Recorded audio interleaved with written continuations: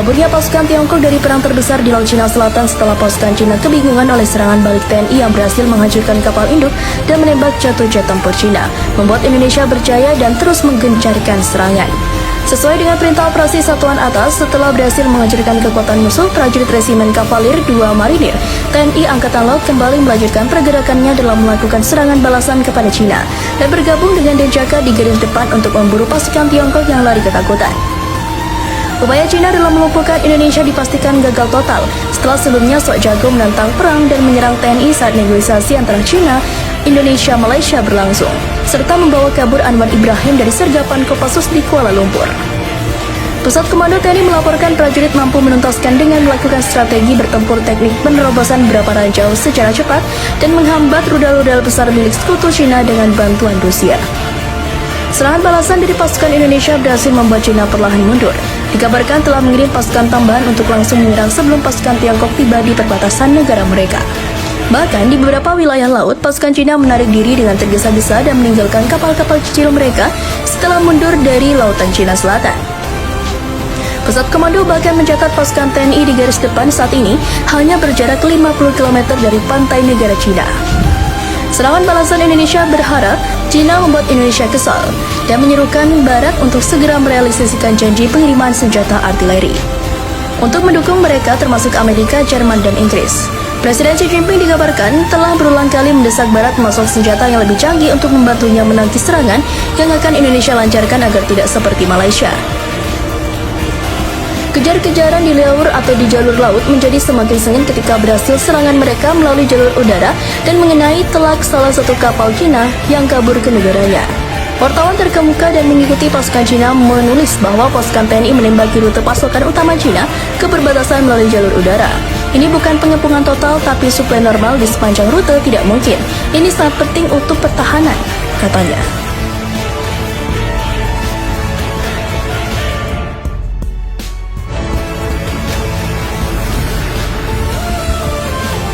Perang di Laut Cina Selatan menjadikan sinyal kuat dimulainya Perang Dunia Ketiga.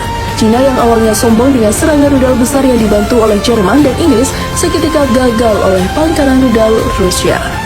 Rudal dibalas rudal, jeritan dan sorakan pasukan kedua negara sama tidak mau mengalah dan terus melakukan serangan. Menurut laporan informasi kami di lapangan, Indonesia yang berhasil menangkal serangan serudal Cina dan sekutu melancarkan serangan balasan lewat jalur udara. Kementerian Pertahanan Indonesia mengumumkan Angkatan Udara dan Garuda TNI telah menembak jatuh 5 jet tempur milik TNI dan juga milik Cina dan sekutu hanya dalam 1 hari. Dalam pengumumannya, Kementerian mengatakan kelima jet tempur Cina itu adalah salah satu pesawat tempur serang Su-24, satu pesawat tempur super variable Su-27, satu pesawat tempur MiG-29 dan 2 pesawat tempur Su-25. Juru bicara Kementerian mengumumkan jet tempur Su-27 ditembak jatuh di perbatasan Indonesia-Cina setelah penangkal rudal aktif oleh jet tempur Garuda milik TNI Angkatan Udara. Sedangkan 4 pesawat lainnya ditembak jatuh di atas langit pasukan Cina sendiri. Militer Cina yang terkejut dengan handalnya TNI di jalur udara belum berkomentar atas pengumuman militer Indonesia tersebut. Kendati demikian, hanya foto jet tempur MiG-29 yang jatuh dan muncul yang beredar, di mana pilotnya berhasil melontarkan diri. Jenderal Komando Pusat memberikan laporan bahwa 5 pesawat tempur Cina yang ditembak jatuh telah menangkal rudal milik Rusia berhasil. Langsung memberikan peruntuh atau perintah penyerangan di tengah kebingungan Cina dan sekutu. Menurut keterangan, jet Garuda tersebut bertugas menyerang dan mempertahankan posisi udara agar rudal-rudal Cina tidak masuk ke wilayah pemukiman terdekat.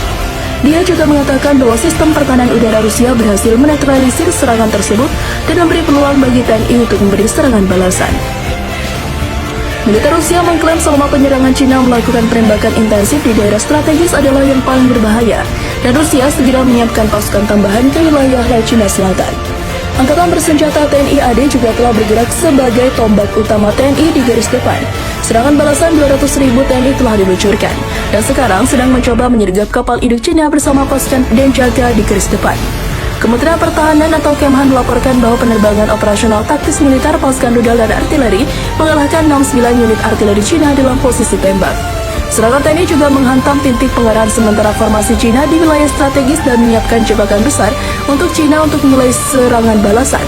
Pada siang hari, sistem pertahanan udara menembak jatuh 9 kendaraan udara tak berawak milik Cina. Sedangkan Iran juga telah membantu atau dikabarkan bergerak membantu Indonesia. Secara total, sejak awal operasi militer khusus, 337 pesawat, 178 helikopter, 2.618 kendaraan udara tak berawak, 391 sistem rudal anti pesawat telah dikerahkan. Jet tempur Cileban SU-57 TNI dilaporkan telah menembak jatuh pesawat tempur Cina dengan rudal R-37M. Jika dikonfirmasi, maka ini akan menjadi rekor. Menurut laporan itu, SU-57 Garuda Shield kemungkinan besar memenangkan atau duel udara sengit tersebut telah tersiar ke dunia.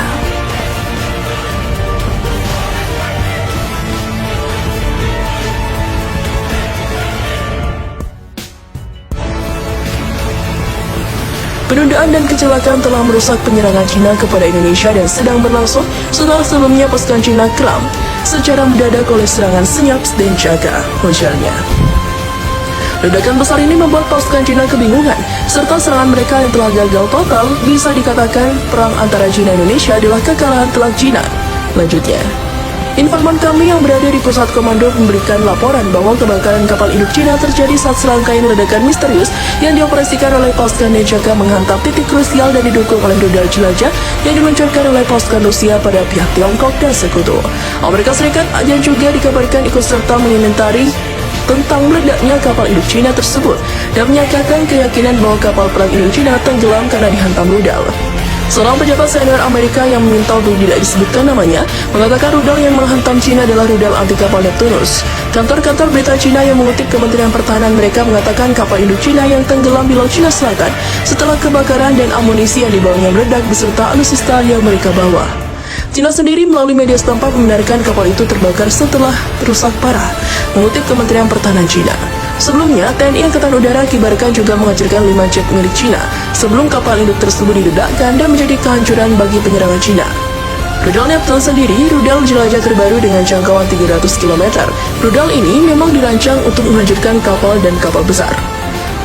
Serangan kedua Indonesia dengan mengirim 200.000 pasukan yang tengah berlangsung menjadi penanda babak baru dalam membasmi Cina dan dikabarkan Indonesia siap menyerang balik pasukan Cina.